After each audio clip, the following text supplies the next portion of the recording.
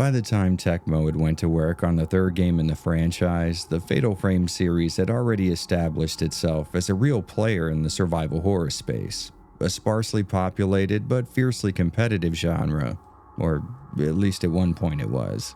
Sadly, the PS2 era would see the release of games like this slow to a trickle, which would mean a few things for Fatal Frame 3. Chiefly that there was a bit of space on the shelf for a competitor and less big-name titles to compete with. And this latest entry in the series was more than poised to take advantage of that. This game represented a chance to both cement some of Fatal Frame's most well-loved features and maybe experiment on some of the others that didn't land quite so well. And, since we're already on a bit of a Fatal Frame road trip anyways, I figure, why don't we peek in and find out exactly how that worked for them? What's up, guys? I'm Jared from Avalanche Reviews. Welcome to the Fatal Frame Retrospective.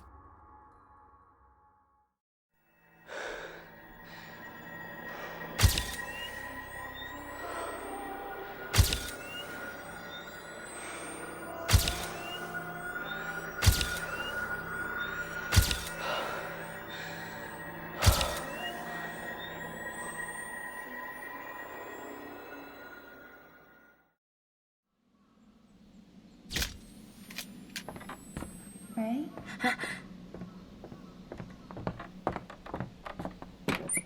Should we get going?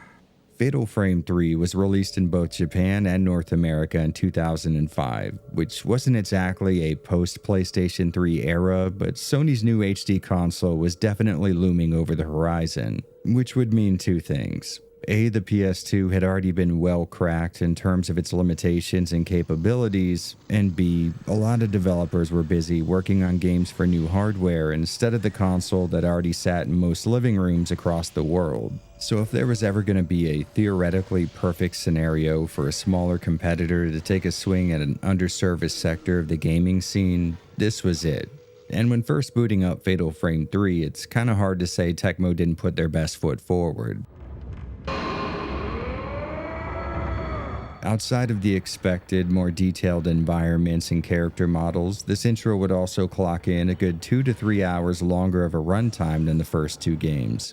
And while survival horror definitely necessitates some degree of backtracking, a good amount of those additional hours are going to be spent exploring a respectable-sized map. Hell, on top of that, we have 2 additional playable characters, not counting the main protagonist.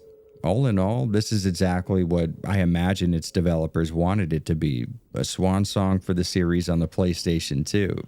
Which actually brings up a really good point. For whatever reason, Tecmo never saw fit to port Fatal Frame 3 to any of the platforms available at the time, which means sadly, I've been robbed of the opportunity to bore the hell out of my audience with the unimportant differences between video game ports. I'll go ahead and leave it up to you whether or not that's good news or bad news.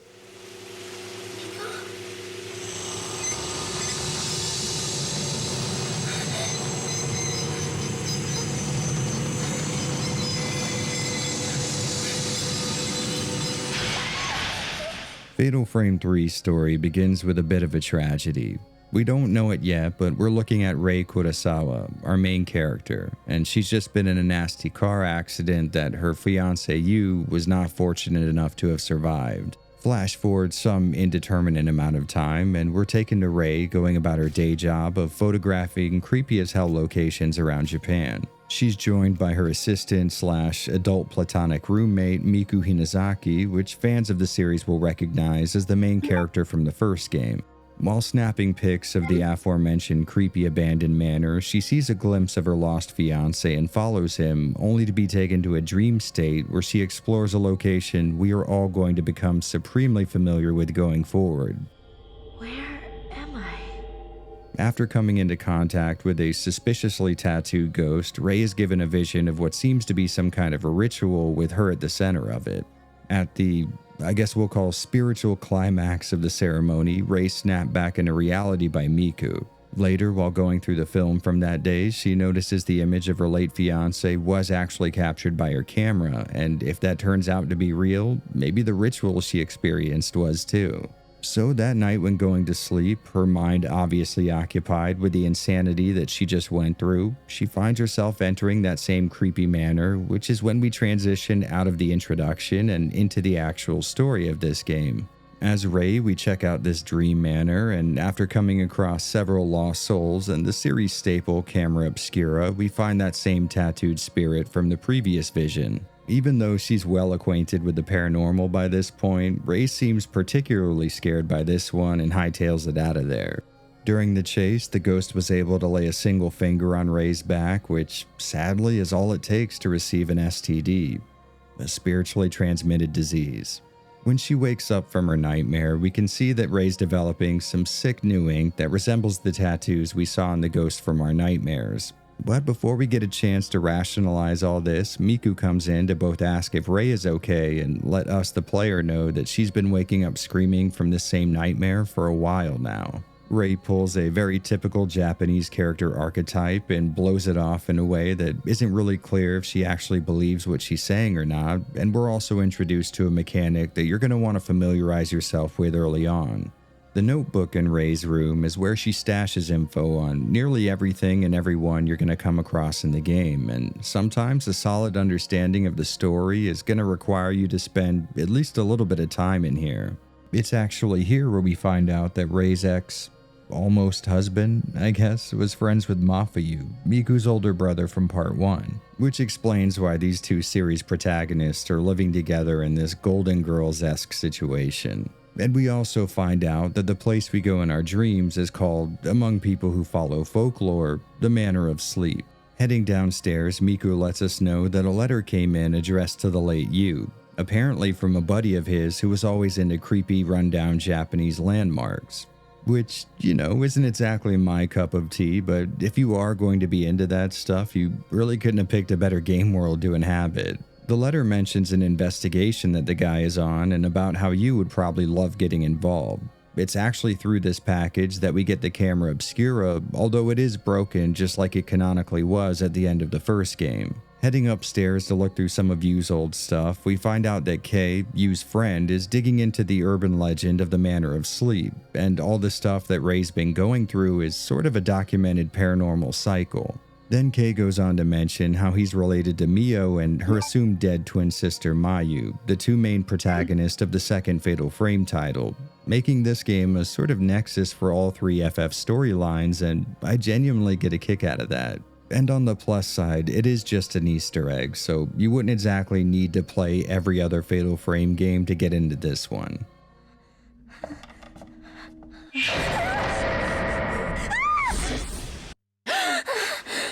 With a little more exploration of Ray's shared living space, we come across a dark room where we can develop pictures taken by the camera obscura in Ray's dreams. You can give the developed pictures to Miku and she'll do some real-world detective work on their contents, opening up a little more context for the story, which is all going to end up in the notebook.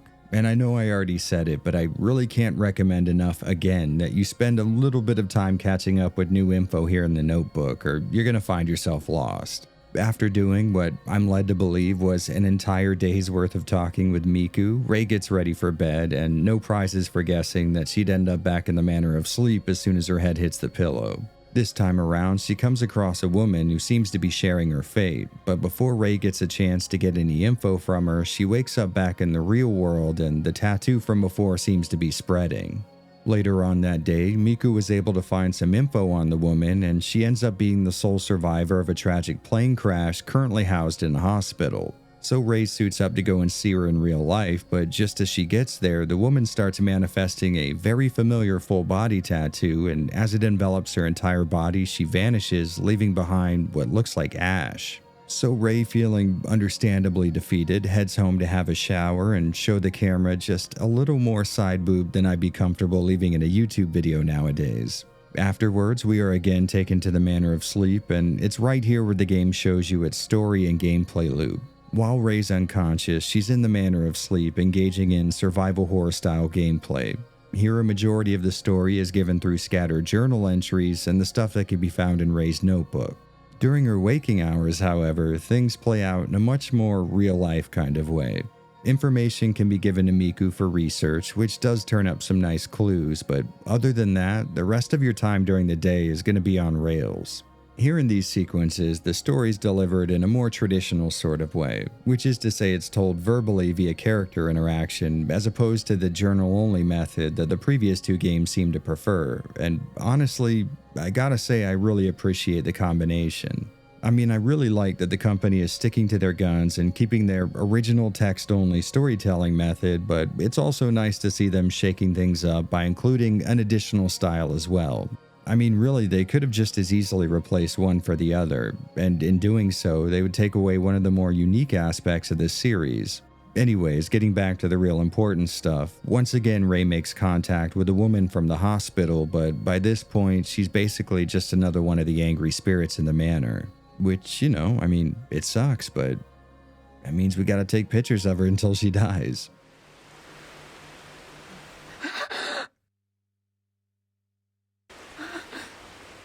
After Rei wakes up from this trip, it is once again made clear that what happens inside this manor isn't necessarily going to stay inside this manor as the tattoo grows some more. Heading downstairs, Miku lets us know that the hospital dropped off the late Yoshino Takagawa's journal from her time there. Since the rest of her family already died in the plane crash, they figured they'd just pawn it off on the only other person who came to visit her. And through these writings, we're seeing the order of events for this curse, along with its obvious conclusion. We get to see this cycle repeat itself several times across the game's runtime, and with each dive further into the manor, we find out more about it. It turns out the manner of sleep is something that people who have lost loved ones will dream about sometimes.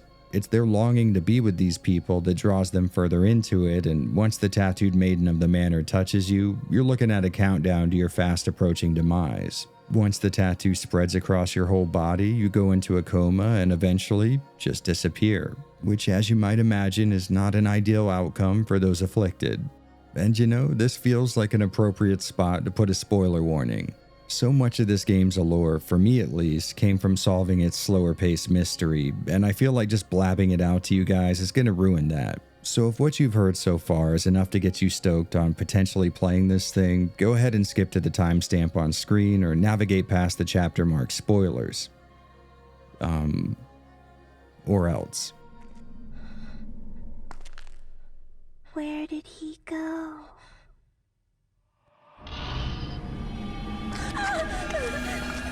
If you're already familiar with this series, you should know about its hook by now. There's always a ritual to keep some ever-present calamity at bay, and that ritual almost always fails at some point, so it should surprise nobody that that is the exact case in Fatal Frame 3.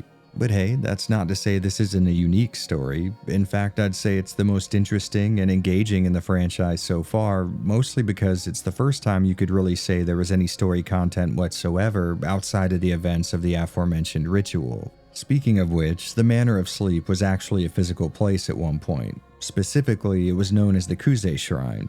Here the belief is that the space between the real world and the afterlife is called the Rift. This rift is in a constant state of wanting to expand into the waking world, and the only thing stopping it is, yeah, you guessed it, a ritual sacrifice. In Fatal Frame 3, the process goes like this. People would come into the shrine bringing their burdens and pains, and all of that would somehow manifest itself and be weaved into a tattoo ink. Then a shrine maiden would be chosen who would take all of these people's pain into her own skin. To keep all of that anguish from ever escaping, the maiden is taken into a room where she can be physically nailed to the wall, and then a song is sung which is said to lull her into an eternal sleep. Which is very brutal, but, it's not the most insane process we've seen in this series so far. And in the same fashion as those previous titles, here in Fatal Frame 3, the last recorded instance of that ceremony was, yeah, you guessed it again, unsuccessful. I mean, sure, at one point things were going smoothly enough, but the most recent shrine maiden to take on the tattoo, Reika, was in love with a boy, and when that boy snuck into the chamber where Reika was nailed up, he was killed by the woman who ran the shrine. All of this understandably sends Reika into a fit, which means she's not able to contain the pain imprinted onto her body via the tattoo. Fearing that this could lead to the rift expanding into the world of the living, the shrine's retainer gathers up all the carpenters that built the place and all the handmaidens, and then she sacrifices them in order to seal the place into a dream, which did have the desired effect, but everyone still inside the manor when it was sealed ended up getting locked in a never-ending nightmare thanks to the shrine maiden's pain. Now the place shows up in the dreams of people who are locked in a fight with losing a loved one, and so far the scorecard is looking something like Manor of Sleep 137, the collective endeavors of depressed people 0. It can't be. It can't be. Now we already know this is what Rei is going through, but eventually we'll find out that Miku is also exploring the manor in her dreams. Which does make a lot of sense. I mean, she did canonically lose her brother in the events of the first game, and it stands to reason that a place that takes advantage of feelings of loss would benefit from appearing to more than one Fatal Frame protagonist. Speaking of which, remember that guy Kay I mentioned before? The one who's related to Mio from Part 2. Well, it turns out he's also looking into the Manor of Sleep because, well, he's seeing it too. For most of the story's events, Kay communicates via letters that he thinks are being received by his friend and Rei's fiancée Yu, and that's because Rei is still so distraught by his loss that she's yet to go about the process of informing Yu's friends and family of his death. But eventually, Kei does get the message, and after hearing the news, he decides to include Miku and Rei in his research. So the three decide to bunk up together like some kind of supernatural adult Goonies, and as things go on, we start to see that the dark stuff that takes place in the manor doesn't necessarily stay in the manor.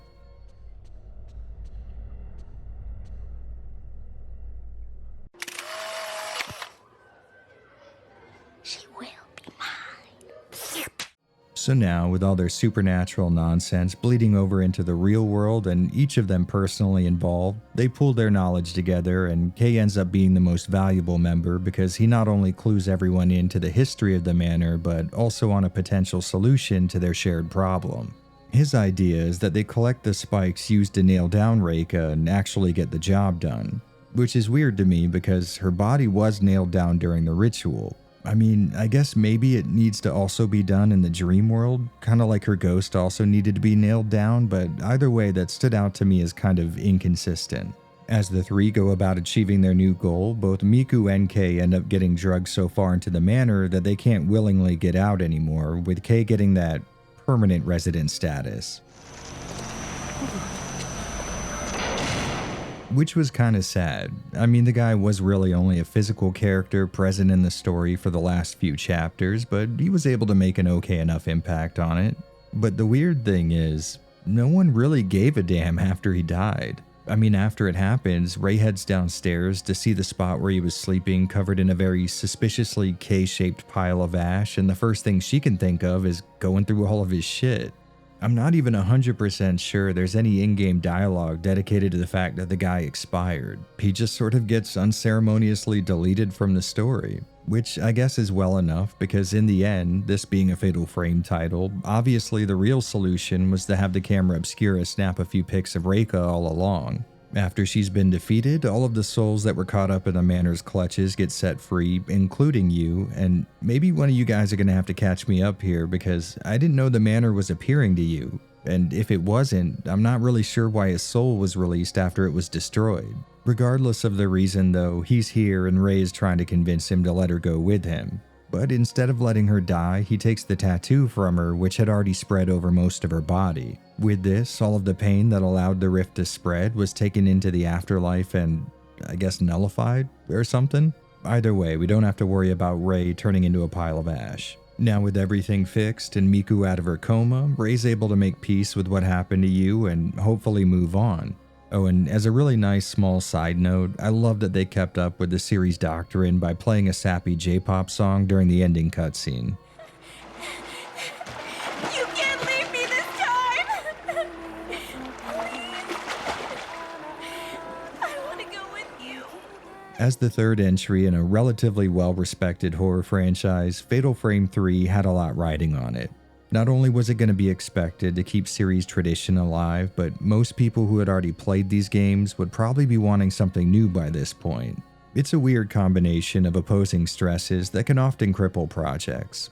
In situations like this, you'll commonly see way too much effort being put into one side of that equation and not enough on the other, either leading to something that feels derivative or unrecognizable. The balancing act with stuff like this can be wild to commit to, which is why it's such a surprise to me when this ended up being my favorite story in the series so far. In the previous Fatal Frame entries, I've talked about how most of the attention was given to the old rituals and ceremonies that those games were effectively based around, with little to no real setup allowed for the characters experiencing the fallout of those events. Now, it's fair to say that Part 2 started showing a bit of interest in opening to expand past those borders, with a few NPCs you can talk to and a couple of side stories, but even those were tied to the ritual. Here in Part 3 though, this is where I'd say they dug their feet in and really committed to the idea. For example, Ray losing you in the intro wasn't just an inciting incident for the story, but it remains a powerful motivating force for her character the entire time. In that same sense, not only are we uncovering the events of some Japanese ritual sacrifice ceremony, but also the real-world characters that may have fallen victim to its after effects. I mean, we actually get to talk to those people, and some of them are even developed as side characters. It meets this really nice middle ground where you couldn't really say that they didn't follow in the series' footsteps, but you also couldn't accuse the team of playing it safe and only walking on a well-tread path.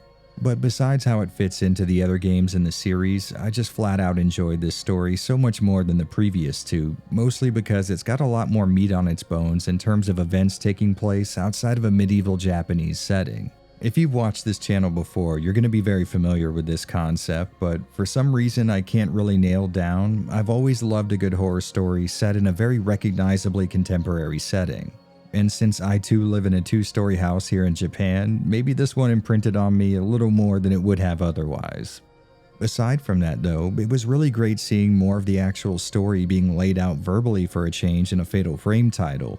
But you guys know how that goes. With more voice dialogue comes more old video game voice acting. Which, to be fair, is no worse here than any other game you could find on the PS2 at the time, but still not exactly what I would call award-worthy. Are you okay? Oh, it was nothing. Oh, and when I said verbally before, I meant dialogue either voiced or written. Basically, what I'm trying to say is that those early games use journal entries to tell the vast majority of their stories, but here in Part 3, they use way more two-way conversations. Two people discussing an issue and pontificating on its potential solution. Now, it needs to be said that I've been highly praising the voiceless text-only approach for 2 videos now, and that's not about to change, but I do have to admit that it is nice seeing a back-and-forth dialogue take up so much of the story pie chart here. Getting back to the topic of voice acting though, I noticed something really strange in this game. During the pre-rendered cutscenes, any voice dialogue sounds really thin and sort of metallic. I heard this house was haunted. Too bad it's not. Rumors are just rumors. I'm gonna load these up. At first, I thought maybe this was some kind of aggressive compression, and maybe that is still the case, but it could have also been awful microphones.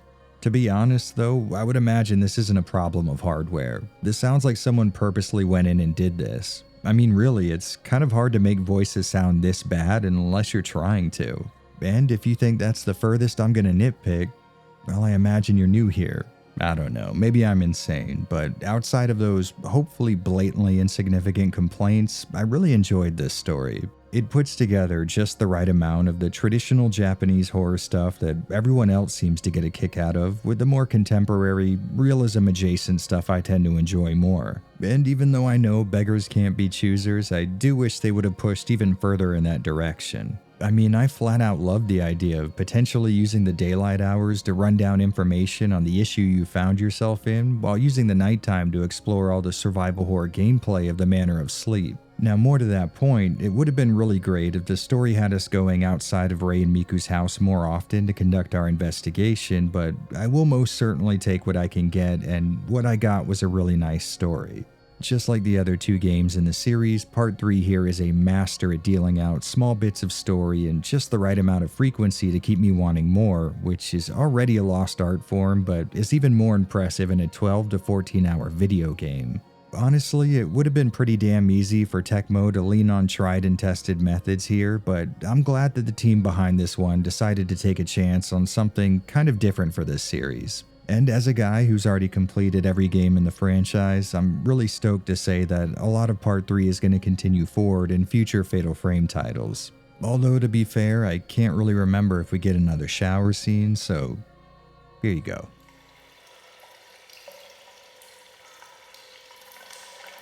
If you were to take a random sample of Fatal Frame 3 from a typical playthrough, you'd almost surely find that it perfectly reminded you of the previous two games. You've got the same first-person camera-based combat, the same survival horror traits, a similarly large Japanese residence to get lost in. It's definitely all here, but there's a good amount of work being done outside of all that too. Starting off with the basics, like I just said, you're probably not going to notice too much of a difference here. Just like every other release in the franchise, you can choose from either modern analog stick-based movement or your more classic tank controls. Now, I'd like to think that you guys know me by now, so yes, I obviously went with the latter, and if you've never played a Fatal Frame title before, one of this series' biggest claims to fame is the weird way it pulls off those tank controls. Instead of making you hold down a run button coupled with the up direction on the D-pad, like most games in the genre, run essentially functions as both of those buttons put together. So when you hold it down, you really only have to steer your character left or right.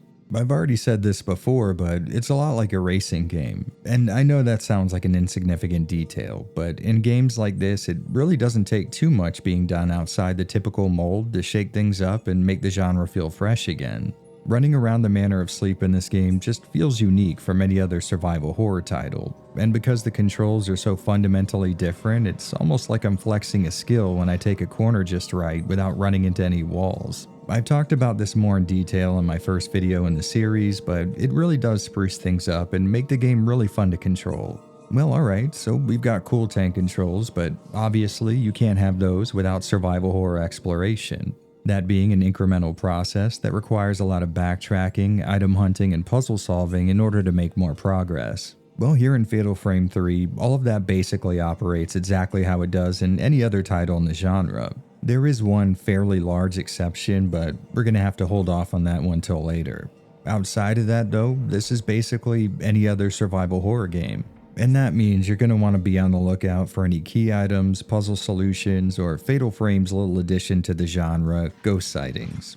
Being able to snap a pic of a wandering spirit that's not currently trying to kill you can net you extra points that could be spent on improving your camera, ability, and lenses, and they can also leave behind some items as a reward sometimes. Which honestly is a great way to run this mechanic. Tecmo's over here like, here's this fun thing you can engage in if you want to. I mean, it's not necessary in the least, but if you do feel like messing with it, there's some items in it for you. A nicely done way to encourage participation without making it mandatory. And if you've watched my other videos covering this series, you're gonna know that its combat has always been a sticking point with me. I mean, I love the concept, but I just don't think it's been executed all too well yet. Now, it is worth saying that Fatal Frame 2 made huge strides in fixing things, and that made for a much more fun gameplay experience, but there was still something missing. And that being said, I am thrilled to say that finally, in the third entry in the franchise, they figured this shit out, because I've been having a blast with its combat. It seems like the team found a nice middle ground between how much damage you can do versus how much your opponent should be able to. It ends up being this really satisfying spot where things are still challenging, but not so much that you feel like your enemies have an unfair advantage over you. I mean, don't get me wrong, these ghosts can still phase right through walls and teleport to your location, but they're not taking away as much of your health when they do, and fights seem to take place in more wide open or spacious areas, which allowed me to account for that. Sometimes I'd be left scratching my head as to how a person could be expected to beat a certain enemy based on the environment that you encounter them in, but all it takes is retreating a bit to find the right sized arena to finally take them on in. From the second title, Part 3 adopts the combo system that rewards waiting till the very last second of a big enemy attack to snap a pick, resulting in a critical that could be followed up with a few hits if your timing is right. On top of that, just like before, you can get your hands on lenses that can act as special attacks. Some of them will slow an enemy down or push them back for extra damage. But to be honest, I never really use these too much. I feel like waiting for a zero shot is way more effective. And further adding to that is the multiple playable characters. At certain points in the game, you'll switch from controlling Rei to either Miku from Fatal Frame 1 or Kei, and each one handles differently as far as combat goes.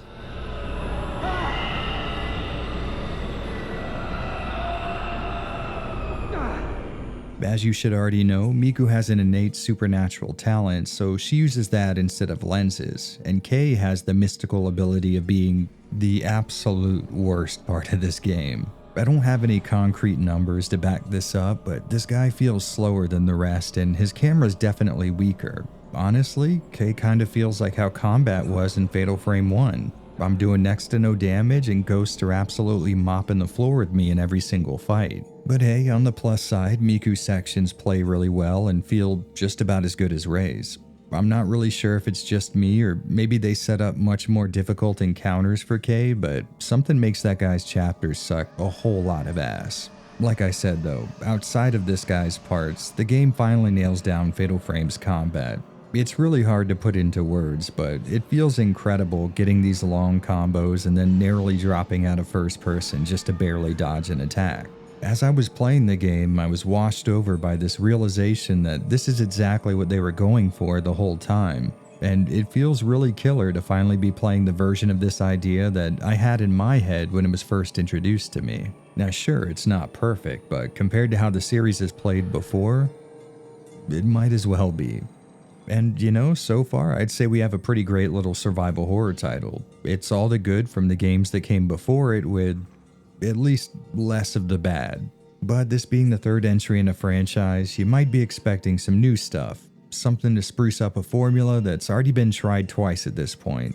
And despite the image that I might portray here on this channel, I can be open to change. Just, you know, not in Resident Evil games.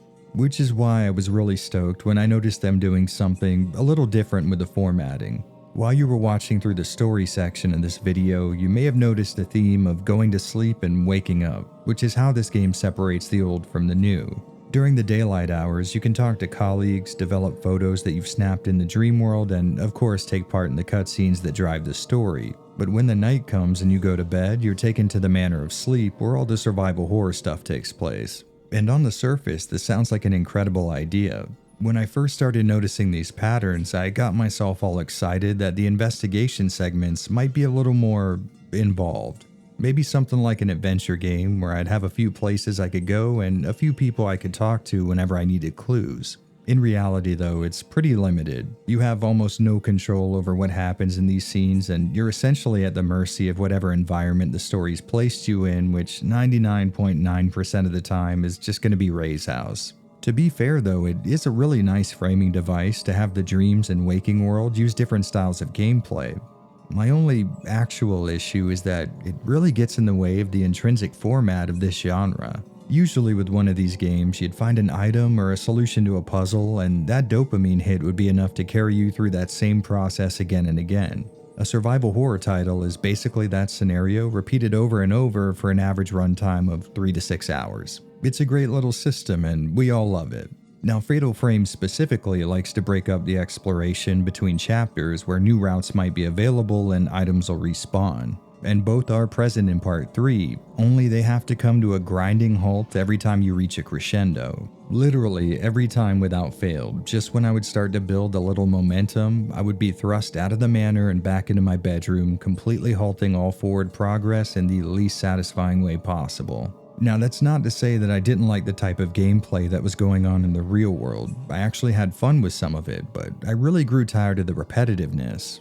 Every single time Rei wakes up, we as the player will have to walk her out of her room and down her stairs, where we'll either have a cutscene thrust upon us or we'll have to interact with something or someone towards that same end. And listen, that kind of repetitiveness is not inherently bad. I mean, after every single mission in Stalker, without fail, I'll either return to 100 Rads or the Rookie Village and buy more ammo and sell artifacts. You couldn't exactly say that I'm averse to repeating certain actions over and over again. But like I already said, these moments come just as you start to hit your stride with the survival horror gameplay. So not only do you have to grind all that process you were making to a halt, but you also have to go through this really tedious process that ends up wearing on you more than it might have otherwise. Once you've passed enough progress checks in the real world, Rei will slip into her nighttime attire, and you can choose to re-enter the manner of sleep.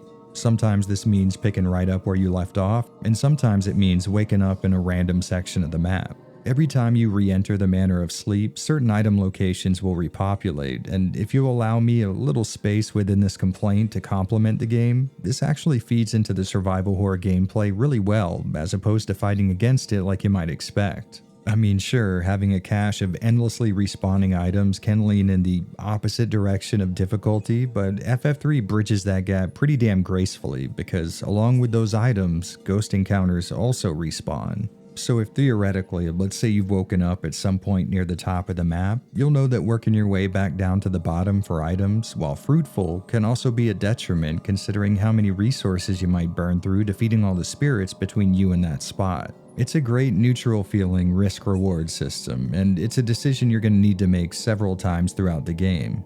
But getting back to the whole day-night thing, I feel like it segments things in a way that just doesn't flow very well, and it uses one of the genre's biggest positives against the player by constantly snatching them out of the map that they just made progress in to watch a typical no-eye contact, let's look in opposite directions Japanese conversation.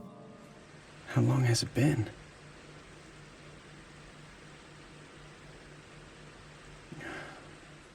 And you know, I hate to harp on this single downside so much, but I feel like with how well Fatal Frame 3 polished its predecessor's format to a mirror sheen, this sort of stands out as pulling against all that progress. I mean, it's not exactly something that's going to ruin your playthrough, and I think if this wasn't such a good survival horror game, it wouldn't jump out at me so much, but it's definitely something I would imagine the average player is going to wrestle with to some degree. Aside from that though, I truly don't have many non-positive comments to make. I mean, when you take away K's whack-ass sections and the odd formatting, you've got Fatal Frame 2 but with better combat. So essentially a perfect horror game. Stay back. Stay back. Now, if you held a gun to my head and made me think of a complaint, I guess it taking me 11 or so hours to complete might look like a downside to some, but speaking for myself, it's really nice playing a very long survival horror title. Hell, these games usually only last 2 or 3, so it's pretty great that the best title in the series so far, in my opinion, is the one that allowed me to play it the longest. I will say, towards the end of the game, switching protagonist and playstyle stopped being as good of a cover for a general lack of new areas to discover, but on the plus side, since this is a dreamscape, you got some sections from Fatal Frame 1's Himuro Mansion. It's not a significant amount of the map or anything, but it's nice to get a sort of supercut of some of the more memorable areas. This dream again. I thought I wasn't going to have it anymore. To put a pin in this whole gameplay thing, I'll say that Fatal Frame 3, despite my complaints, is still the most tightly designed game in the series so far. I definitely feel like it failed to deliver on the potential of the really interesting day versus night gameplay thing, but I've got to admit it's still a great idea. When that's off the playfield though, we're still left with a really great distillation of all the things that make survival horror such a magnetic genre for so many of us.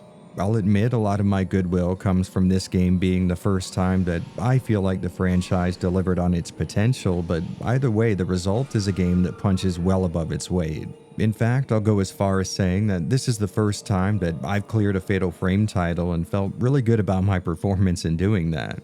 It's a little hard to point to any one thing that may have caused that, but from a totally subjective and hard-to-prove sort of position, I just felt like I was taking less unavoidable damage, and simultaneously, I was able to dole out a good amount of hurt while not feeling like the game's mechanics or controls were getting in the way. Now, to be fair to them, parts 1 and 2 definitely gave me a great taste at how good things could have worked theoretically, but I would say each one fell short for different reasons.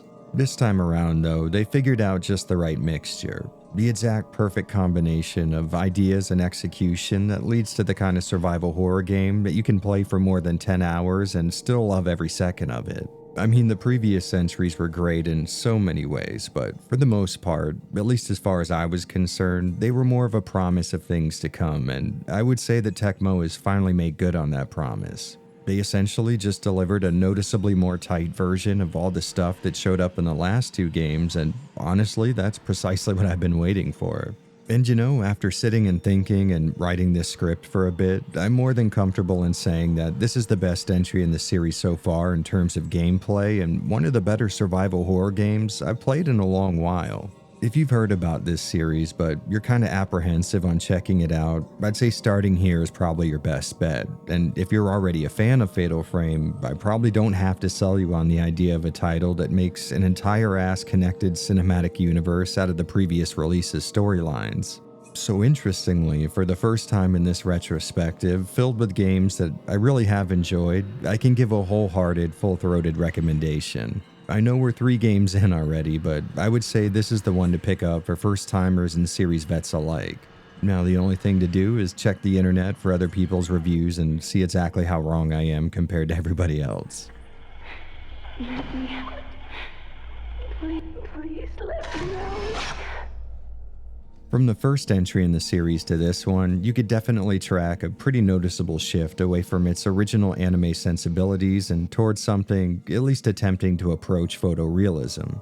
And to be fair, you can't exactly blame Tecmo specifically, as this was the general move most developers in the industry were making at the time. In most early PS2 games, you'd be more likely to see wider, more stylized proportions, but as the console aged and the Japanese developers who essentially ran 90% of the library changed their taste, slender, more realistic figures were the gaming scene's default body type. And if we look at Fatal Frame protagonists lined up side by side, we could see that same shift in design principles. And really, it's a nice enough look. I mean, I guess with the Japanese ghost theme, it would make sense for the characters in the game to somewhat resemble their counterparts in film, but I will admit to a bit of a soft spot for that PS2 generation faux anime aesthetic.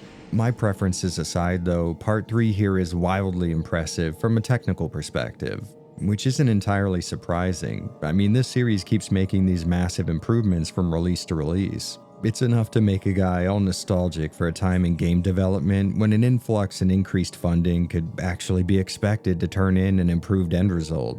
But hey, it's not all bad though. What do we got nowadays? We got ray tracing, that's good, right? God, I want so bad to go back. Just like its predecessor, Fatal Frame 3 has a 30 frame per second target, but unlike that previous release, this one has an officially supported 480p mode, which I am fully aware is likely something that's not going to get most people out of bed in the morning, but very well might be the most profound piece of news that I can get in an average day. But let's go ahead and temper those expectations, because if you watch my last video, you'll know that forcing progressive scan here on the PS2 can often have the opposite of the expected effect. Which is definitely counterintuitive, but with the interlaced image, you get this perceived sharpness from the aliasing, or at least I do. Now, the progressive scan option is going to successfully fill in those aliased edges to a degree, but the result can be an ironic perceived drop in sharpness and definition. I've seen the same exact thing happen when forcing 480p through GSM, and it seems to be a quirk with how the console handles video or something, because across the board, I tend to find that the PS2's 480p footage lacks in sharpness compared to similar offerings from the GameCube and Xbox.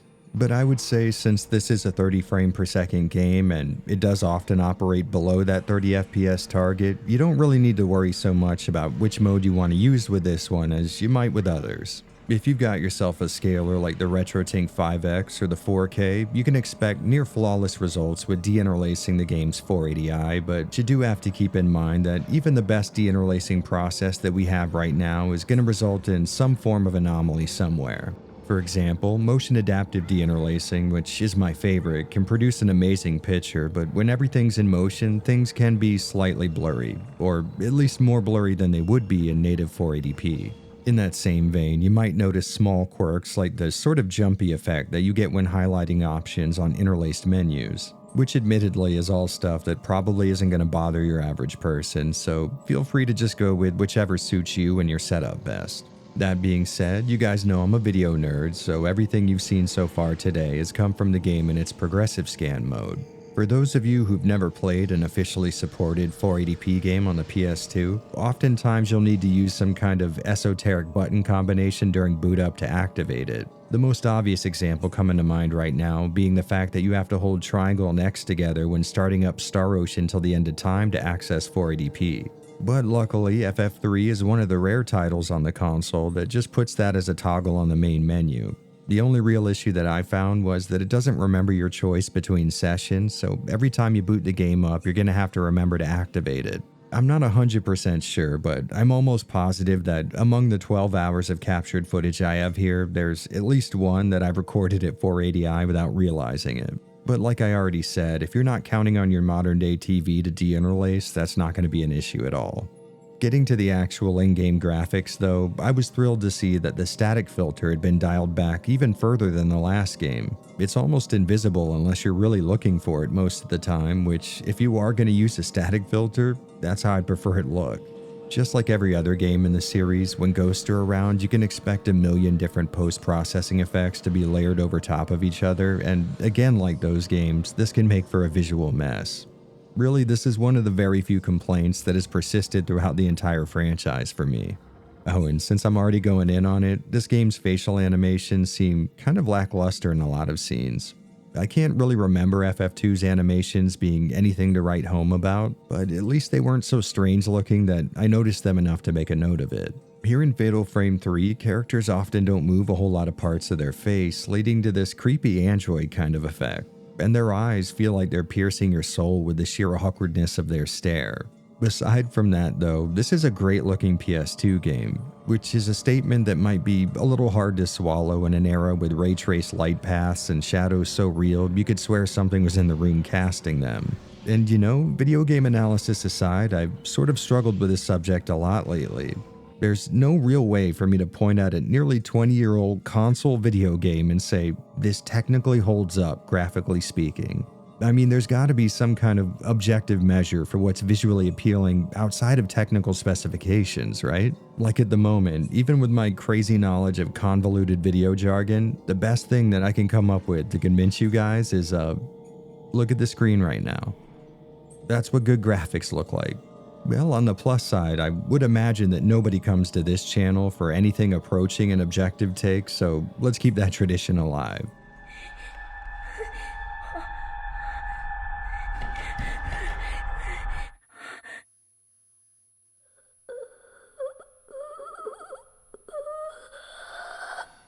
Damn, this was kind of a short one. I mean, don't get me wrong, I absolutely love it when a game has a bunch of ports for me to analyze, but it really increases the amount of time it takes to bang one of these videos out. Well anyways, Fatal Frame 3 was a really good time for me. Since I started this retrospective, I've been really waiting for the series to wow me, waiting for it to deliver on how cool of a concept I know it is. And I'm happy to say that I was finally able to get that aha moment here with Part 3. Which I guess is actually kind of fitting. After all, this would be the franchise's swan song on Sony's PS2. From here on out, we're going to be jumping into some very unfamiliar waters, but until then, let's revel in finally seeing the games live up to their potential. As of writing these words right here, I have yet to lay a finger on the next game in the series, so I've got no idea what to expect. But I will say, what I would like to see is exactly what we got here. A title that expands on the Fatal Frame blueprints that we've already familiarized ourselves with, while making sure to keep those series roots well inside at all times. Something I'm hoping that takes this series' special brand of survival horror and kicks it up a notch with a very slight sort of innovation. Let's hope I'm at least somewhere on target with that, but in order to figure that out, I'm gonna have to get back to work. So here's hoping I see you guys in the next one, but if I don't, thank you so much for watching The Fatal Frame Retrospective.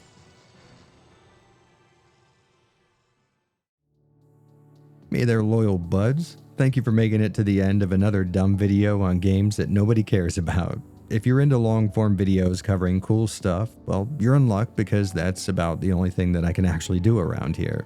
Speaking of which, I do have links to all of my support platforms down in the description, and I really do mean this. I would not be able to do this without the support of the people who enjoy my content. So if you're financially able to, I would really appreciate the hell out of you joining their illustrious ranks. And while you're doing that, do me another favor. Have a good day. I'll talk to you guys later.